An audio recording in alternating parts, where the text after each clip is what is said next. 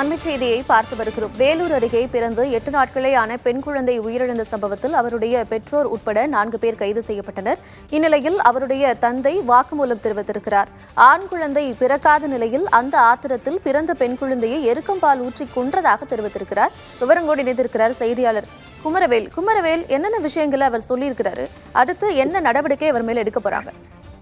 கார்த்திகா, நேற்றைக்கு முதலே வேலூர் மாவட்டத்தை ஒரு மிகுந்த பதட்டத்திற்குள்ளாக்கக்கூடிய ஒரு சம்பவம் நிகழ்ந்தது. அதுதான் பச்சிளம் குழந்தை கொன்று புதைக்கப்பட்ட சம்பவம். இந்த நிலையில் அவருடைய பெற்றோர், மாமியார் மற்றும் அவருக்கு அடைக்கலம் கொடுத்ததாக ஒரு நபரை பிடித்து காவல்துறையினர் விசாரணை மேற்கொண்டு ஒரு நிலையில் தற்போது முதற்கட்ட விசாரணையில் பல அதிர்ச்சி அளிக்கக்கூடிய ஒரு தகவலானது வெளியாகி இருக்கிறது.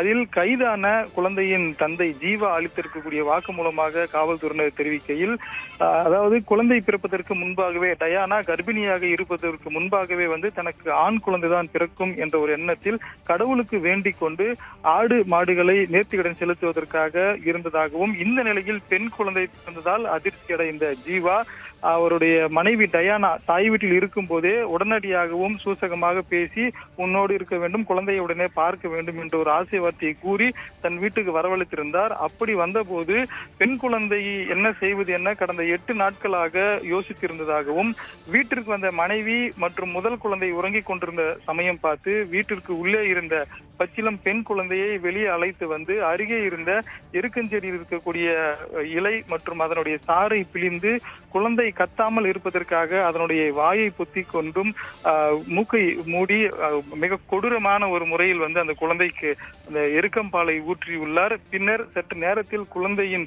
மூச்சு நின்ற உடனேயே ஒன்றும் தெரியாதது போல அங்கு உறங்கிக் கொண்டிருந்த மனைவி டயானாவின் அருகில் குழந்தையை வைத்துவிட்டு சற்று நேரத்தில் வெளியே போய் குழந்தைக்கு என்ன ஆனது, ஏன் இப்படி இருக்கிறது என்ற ஒரு கேள்வி எழுப்பி இது தொடர்பாக டயானாவின் அம்மாவுக்கு தகவல் கொடுங்கள் என்ற ஒரு நாடகத்தையும் அவர் அரங்கேற்றிருக்கிறார். ஆண் குழந்தை பிறக்கும் என்ற எண்ணியிருந்த சூழலில் பெண் குழந்தை பிறந்ததாகத்தான் இப்படி நடந்து கொண்டதாக ஒரு கொடூரமான செயலை செய்த அந்த தந்தை தன்னுடைய வாக்குமூலமாக அளித்திருப்பதாக முதற்கட்ட விசாரணையில் தெரிய வந்திருக்கிறது. இதற்கு அடுத்த கட்டமாக தற்போதைக்கு 174 சந்தேகமரணம் என்ற வழக்கு பதிவு செய்திருக்கிறார்கள். அடுத்த கட்டமாக இதனை கொலை வழக்காக மாற்றி ஏற்கனவே 4 பேர் விசாரித்து வரக்கூடிய சூழலில் இதில் யார் யார் முக்கிய குற்றவாளிகள் என்பதை இணைத்து அடுத்த கட்ட நடவடிக்கையானது மேற்கொள்ள இருக்கிறது. கார்த்திகா, குமரவேல், தற்பொழுது அவருடைய தந்தை ஜீவா தான் இந்த கொலையை செய்ததாக வாக்குமூலம் கொடுத்திருக்கிறார். அவருடைய தாய் பேபியும் ஏற்கனவே விசாரணை வளையத்தில் தான் இருக்கிறார். அவர் ஏதாவது விஷயங்களை சொல்லியிருக்கிறாங்களா? இந்நிலையில டயானாவும் ஜீவாவும் சேர்ந்து தலைமறைவானது ஏன்? இது தொடர்பான விஷயங்கள் இருக்கா? ஏற்கனவே டயானா நேற்றைக்கு முன்தினம், அதாவது முதல் நாள் குழந்தை உயிரிழந்த அன்றைக்கு முதல் நாளே நான் உள்ளே உறங்கிக் கொண்டிருந்தேன், எனக்கு எதுவும் தெரியாது, வெளியே பார்த்தபோது குழந்தை உயிரிழந்து கிடந்தது என்ற ஒரு வாக்கு அப்போதே காவல்துறையிடம் தெரிவித்திருந்தார். இது இப்போதுமே கூட காவல் நிலையத்தில் இதே ஒரு தகவலை தான் தெரிவித்திருக்கிறார். அவர் அழைத்து சென்றதற்கான காரணம் என்ன என்று கேட்டபோது, குழந்தை இறந்தது குறித்து இவர் ஜீவா தன்னுடைய மனைவி கிட்ட தெரிவிக்கவில்லை. ஒருவேளை மனைவியை விட்டு சென்றிருந்தால் மனைவி தன் மீது புகார் தெரிவிக்க கூடும் அல்லது நடந்ததை விவரிக்க கூடும் என்றதன் ஒரு அடிப்படையிலேயே தான் மனைவியும் உடன் சேர்த்து தலைவரமாகிவிட்டதாகவும் தெரிவித்திருக்கிறார்கள். கார்த்திகா, குமரவேல், தற்பொழுது அவர் வாக்குமூலம் கொடுத்திருக்கிறார். குழந்தைக்கு பிரேத பரிசோதனைக்கான அந்த விஷயமும் நடந்து கொண்டிருக்கிறது. அறிக்கை எப்பொழுது வரும்? பிரேத பரிசோதனை அறிக்கையை பொறுத்த வரைக்கும் வேலூர் மாவட்டத்தில் ஒரு சில பிரேத பரிசோதனை முடிவுகளை தெரிந்து கொள்ளும் வகையில் தான் ஆய்வகங்கள் உள்ளது. இன்னும் குறிப்பாக இந்த விஷம் சார்ந்த, வயிற்று சார்ந்த உடல் உறுப்புகளை பிரேத பரிசோதனை செய்வதற்காக சென்னையில் இருக்கக்கூடிய கிண்டி ஆய்வகத்திற்கு அனுப்ப வேண்டும். அந்த வகையில் இன்று மாலை ஒரு சில முடிவுகளும், நாளை அல்லது நாளை மறுநாள் மற்ற முழுமையான பிரேத பரிசோதனை முடிவுகளும் வர இருப்பதாக காவல்துறை மற்றும் வருவாய்த்துறை அதிகாரிகள் தெரிவித்திருக்கிறார்கள். அந்த முடிவு வந்த பிறகு இன்னும் வலுவான வழக்குகள் அல்லது தீவிர நடவடிக்கை மேற்கொள்வதற்கான வாய்ப்புகள் இருப்பதாக அதிகாரிகள் தரப்பில் தெரிவிக்கப்பட்டுள்ளது. கார்த்திகா, தொடர்ந்து விசாரணையானது நடைபெற்று வருகிறது. இதில் ஏற்கனவே நாம் குறிப்பிட்டது போல இந்த குழந்தையின் தந்தை ஜீவா மற்றும் அவரது மனைவி டயானா தலைமறைவாகினார்கள். இவர்களுக்கு உதவியதாக உடந்தையாக இருந்ததாக ஜீவாவின் தாய் பேபியும் தற்போது விசாரணை வளையத்துக்கு இருக்கிறார். இவர்கள் மூவருக்கும் அடைக்கலம் கொடுத்ததாக சேர்ப்பாடி பகுதியை சேர்ந்த ஊராட்சி செயலாளர் உமாபதி அவரும் தற்போது காவல்துறையின் விசாரணை வளையத்திற்குள் வந்திருக்கிறார்.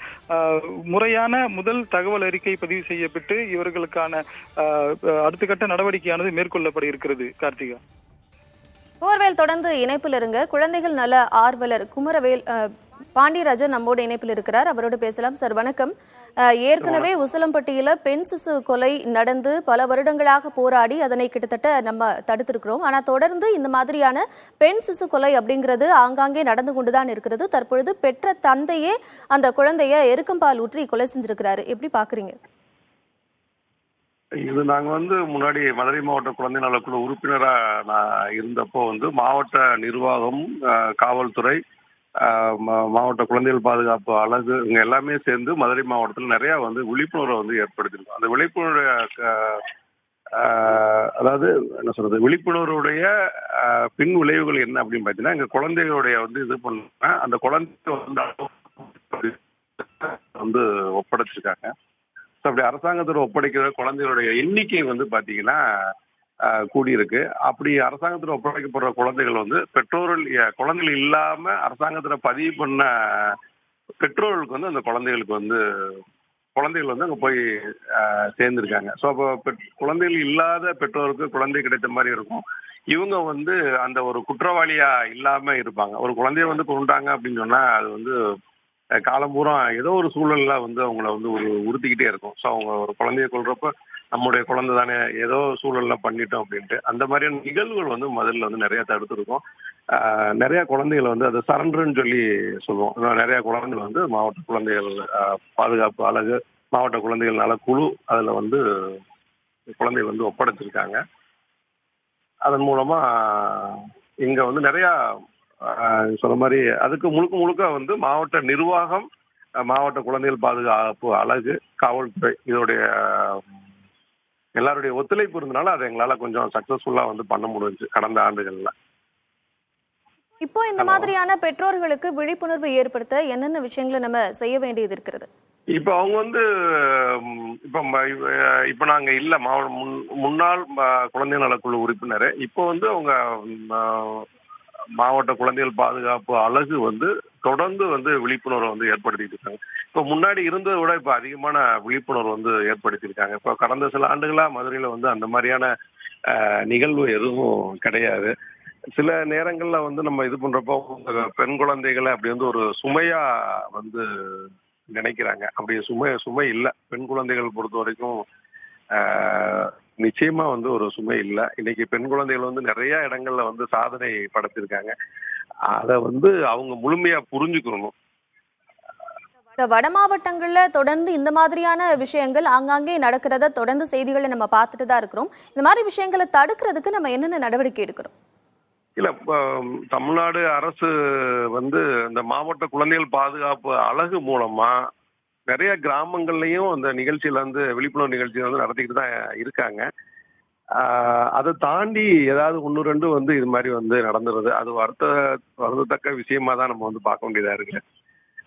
பெண்களுக்கு எதிரான குற்றங்கள் தொடர்ந்து நடந்து கொண்டிருக்கிறது. அதனையும் டெய்லியும் செய்தியில பார்த்துட்டு இருக்கிறோம். இந்த நிலையில பிறந்த உடனேயே குழந்தையை கொல்லக்கூடிய விஷயங்களும் ஆங்காங்கே நடந்து கொண்டுதான் இருக்கிறது. சமூகத்தில் என்ன மாதிரியான மாற்றங்கள் தேவைப்படுகிறது? யார் யாரெல்லாம் மாறணும்னு நினைக்கிறீங்க? நிச்சயமா யாரெல்லாம் மாறணும்னு சொன்னா என்ன சொல்ற, ஒரு இளைய சமுதாயம் அந்த பெண்களுக்கு பாதுகாப்பா இருக்கணும் அப்படின்ற ஒரு மனநிலை வந்துச்சு அப்படின்னா நிச்சயமா மாறும்னு நான் நினைக்கிறேன். ஏன்னா இன்னைக்கு நிறைய இளைய சமுதாயத்தில் நிறைய விழிப்புணர்வு இருக்கு. வேற மாதிரியான சிந்தனைகளும் இல்லாம இருக்கிற இளைஞர்கள் நிறைய பேர் இருக்காங்க. அது யாரோ ஒரு சில பேர் செய்யற தவறு பாத்தீங்கன்னா ஒட்டுமொத்த சமுதாயத்தை எடுக்கிற மாதிரி இருக்கு. நன்றி. இணைப்பில் உங்களுடைய கருத்துக்களை பகிர்ந்து கொண்டமைக்கு நன்றி. தொடர்ந்து குழந்தைகள் நல செயற்பாட்டாளர் தேவநேயன் நம்மோடு இணைப்பில் இருக்கிறார். சார் வணக்கம். வேலூரில் பெற்ற தந்தையே பெண் குழந்தையை எருக்கம்பால் ஊற்றி கொலை செய்திருக்கிறார். மீண்டும் உசிலம்பட்டியில் நிகழக்கூடிய அந்த காட்சிகளை நம்ம கண் முன்னாடி கொண்டு வர மாதிரியான ஒரு சம்பவம் நிகழ்ந்திருக்கிறது. எப்படி பாக்குறீங்க? அதாவது ஒரு குழந்தை அப்படின்னு ஒரு டெபினிஷன் சொல்லும் பொழுது உலக அளவுல குழந்தைகளுக்கான டெபினிஷன் -0 18 வயசு வரைக்கும் சொல்லுவாங்க. இந்த -0 அப்படின்னா ஒரு குழந்தை கருவாகி உருவாகிற நிலையிலிருந்து 18 வயசு வரைக்கும். அப்போ ஒரு கருவாகி உருவாகிற உரிமையும் கூட இந்த தேசத்தில் இல்லாத நிலைகள் ஒரு அவமானமான நிலையத்தை நான் பாக்குறேன். இப்ப இது இந்த கருக்கொலை, சிசுக்கொலை அப்படிங்கிற இன்னைக்கு நேரத்துல பல 100 ஆண்டுகளாக நடந்து கொண்டிருக்கிறது. பல்வேறு முயற்சிகள் அது சார், தொடர்ந்து தொடர்ந்து நம்ம பேசலாம். தற்பொழுது அமைச்சர் கீதா ஜீவன் நம்மோடு இணைப்பில் இருக்கிறார். அவரோடு பேசலாம். மேடம் வணக்கம். பெற்ற தந்தையே பெண் குழந்தை பிறந்ததுனால ஆண் குழந்தை பிறக்காத ஆத்திரத்துல அந்த குழந்தையை எருக்கம்பால் ஊற்றி கொலை செஞ்சிருக்கிறாங்க வேலூர்ல. ஏற்கனவே நடைபெற்ற அந்த உசிலம்பட்டி சம்பவங்கள்லாம் கண் முன்னாடி கொண்டு வர மாதிரியான மறுபடியும் இந்த மாதிரியான சம்பவங்கள் ஆங்காங்கே நடந்து கொண்டுதான் இருக்கு. எப்படி பாக்குறீங்க? இதை தடுக்கிறதுக்கு நம்ம என்ன நடவடிக்கை எடுக்கணும்? ரொம்ப ஒரு வருத்தத்தை அளிக்கிறதுங்க. இந்த செய்தியை நான் பார்த்தேன் உங்களுடைய சேனல்ல நேற்று இரவு. நான் அந்த செய்தியை பார்க்க வந்து என்னுடைய கவனத்திற்கு வந்ததுங்க. மிகவும் வருத்தம் அளிக்கிறது. எவ்வளவோ முன்னேறிய காலத்திலும் கூட பிள்ளைங்க கல்வியில முன்னேறி வர்றாங்க, வேலை வாய்ப்படுறாங்க, எல்லாம் முன்னேற்றம் வந்த ஒரு நிலையிலும் இந்த தம்பதிகள் இப்படி ஒரு தகப்பனார இந்த முடிவு எடுத்திருக்கான்னு சொல்லி கேட்கும்போது ரொம்ப வருத்தம் அளிக்கிறது. நிச்சயமாக இது வந்து நம்ம ஒட்டுமொத்த விழிப்புணர்வு நிகழ்ச்சியில நம்ம பெண்களை காப்போம் கற்பிப்போம் அப்படின்ற ஒரு இதுல வந்து அந்த ஒரு அவேர்னஸ் அரசு நம்முடைய சமூக நலன் மற்றும் மகளிர் உரிமைத்துறை மூலம் கொடுத்து கொண்டு வருகிறோம் சார். எனக்கு இந்த மாதிரி வந்து பிள்ளைகளை இந்த மாதிரி கொலை செய்யறவங்களுக்கு நான் சொல்ல விரும்புறது, நீங்க வளர்க்க முடியலையா, இல்ல வளர்ப்பதற்கு உங்களுக்கு மனம் இல்லையா, நீங்க துறையிடமாவது ஒப்படைங்கள்னு சொல்லிட்டு தான் நான் இந்த மாதிரி பெற்றோர்களுக்கு கூற விரும்புகிறேன். ஏன்னா அந்த துறை வந்து அந்த பிள்ளைங்களை வளர்த்துக்கொள்ளும். அவங்கள படிப்பு, அவங்களுடைய எதிர்காலத்தை எல்லாம் நாங்களே அமைத்து கொடுத்துருவோம். ஆகவே பெண் குழந்தையா இருந்தாலும் ஆண் குழந்தையா இருந்தாலும், போன வாரம் பாத்தீங்கன்னா ஒரு பெண் தற்கொலை செய்யும் போது பிள்ளைங்களோட சேர்ந்து இறந்து போயிட்டாங்க. அது மாதிரி அந்த ஒரு நிகழ்வுக்கெல்லாம் நீங்க போகவே வேண்டியதில்லை.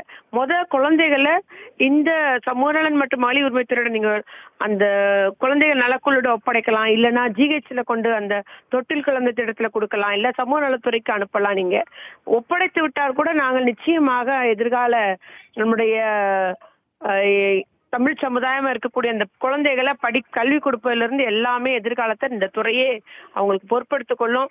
இந்த மாதிரி ஒரு குழந்தை செல்வங்களை இந்த ஒரு பெரிய ஒரு படுகொலைன்றது ஒரு அந்த கேட்கவே நமக்கு வருத்தமா இருக்குங்க. இந்த நிகழ்வு நடக்க கூடாதுன்னா எவ்வளவோ மாற்றங்கள் வந்து கொண்டே இருக்குது. இந்த காலத்திலும் நவீன யுகத்திலும் இந்த தகப்பனார் இந்த முடிவு எடுத்திருக்கிறாருன்னா அவருடைய எண்ணங்கள் பிற்போக்கான எண்ணங்களை நினைச்சு வருத்தம் அளிக்கிறது. நீங்கள் சொன்னது போல இந்த ஒரு காலத்திலையும் பெண் சிசு கொலை அப்படிங்கிறது நடக்கிறது ரொம்ப வருத்தம் அளிக்கக்கூடிய செயல்தான்.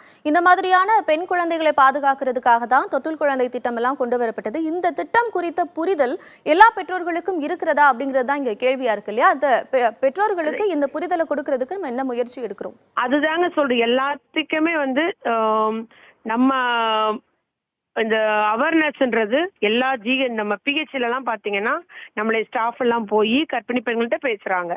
எந்த குழந்தைனாலும் நீங்க வளர்க்கணுமா, இது இப்படி இருக்கும், அப்படி உங்களுக்கு வளர்க்க சிலவங்க 2வது பேபிலாம் வந்து குழந்தை உண்டாயிருக்கும் போது கூட பேசுறாங்க. வளர்க்க உங்களுக்கு மனம் இல்லைன்னா இங்க கொடுத்துருங்க அப்படின்னு சொல்லிட்டு. அப்பெல்லாம் சில ஒரு நிகழ்வு கடந்த ஒரு 2 ஆண்டுகளுக்கு முன்பு நடந்த நிகழ்வு கூட அவங்க எவ்வளவோ போய் கன்வின்ஸ் பண்ணியிருக்காங்க எங்களுடைய துறை அலுவலர்கள். இல்ல நான் தான் வளர்க்க போறேன், எனக்கு இந்த பேபி பெண் குழந்தைய நான் வச்சுக்கிறேன்னு சொல்லிட்டு அதுக்கு பின்பு வந்து அந்த பிள்ளைக்கு அந்த மாதிரி ஒரு நிகழ்வு நடந்தது. அதனால இவங்க எதுக்கு இப்படி ஒரு புரிதல் இல்லாம இருக்கிறாங்கன்னு தெரியல.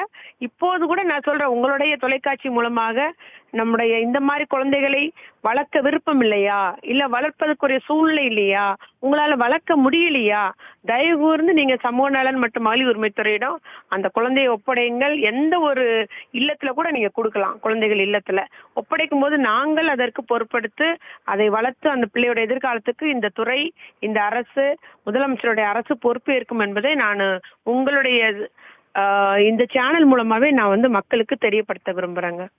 நன்றி மேடம். இணைப்பில் வந்து உங்களுடைய கருத்துக்களை பகிர்ந்து கொண்டமைக்கு நன்றி. தொடர்ந்து குழந்தைகள் நல செயற்பாட்டாளர் தேவநேயன் இணைப்பில் இருக்கிறார். அவரோடு மீண்டும் பேசலாம்.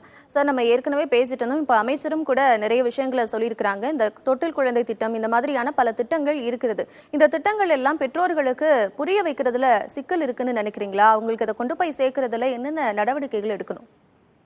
அதாவதுங்க, மாண்புமிகு நம்ம சமூக நலத்துறை அமைச்சர் ரொம்ப ஆழ்ந்து கரிசனையோடு அக்கறையோடு இந்த பிரச்சனையை கையாண்ட விஷயம் நான் உண்மையுமே ஒரு நம்பிக்கை கொடுக்குது. நம்ம பொறுத்த வரைக்குங்க, இப்ப வந்து நம்முடைய சமூகத்திலேயே ஒரு பெண் குழந்தையினாவே வந்து அது ஒரு பிரச்சனை. ஒரு பெண் குழந்தைனா வயிற்றில் நெருப்பு கட்டிட்டு இருக்கிறது, பெண் குழந்தை பாதுகாப்பு, ஒரு பெண் குழந்தைனா அல்டிமேட் ஒரு இடத்துல போய் கல்யாணம் பண்ணி கொடுக்கணும், பெண் குழந்தைனா அதுக்கு ஒரு டவுரி வேணும் அப்படிங்கிற இது நீண்ட கால 1000கணக்கான ஆண்டுகளாக இருக்கிற அடிநாதத்தில் இருக்கிற பிரச்சனையோடைய விஷயம் தான் இது. இதோ ஒரு சிம்பிளான விஷயமா சொல்ல முடியாது. இப்ப இன்னைக்கு வந்து என்ன சிக்கல் நடக்குது அப்படின்னா வந்துங்க, இன்னைக்கு வந்து ஆண் பெண் விகிதாச்சாரம்ங்கிறது மிக மிக மோசமா இருக்கு. நீங்க அது வந்து நம்ம 2011 சென்சஸ்க்கு அப்புறம் 2021 சென்சஸ் எடுக்கல. சமீப காலமா வந்து நேஷனல் ஃபேமிலி ஹெல்த் சர்வேல வந்து பார்க்கும்போதுங்க 1000 ஆண் குழந்தைகளுக்கு 900க்கு கீழே வந்துருச்சு தமிழ்நாடு போன்ற முன்னேறிய மாநிலங்கள்ல. நீங்க 868 888 போன்ற மாவட்டங்கள் வந்து வருத்தது. நன்றி சார். இணைப்பில் வந்து உங்கள் கருத்துக்களை பகிர்ந்து கொண்டமைக்கு நன்றி. தினம் தினம் பெண்களுக்கு எதிரான குற்றங்களை தொடர்ந்து செய்திகளில் பார்த்து வருகிறோம்.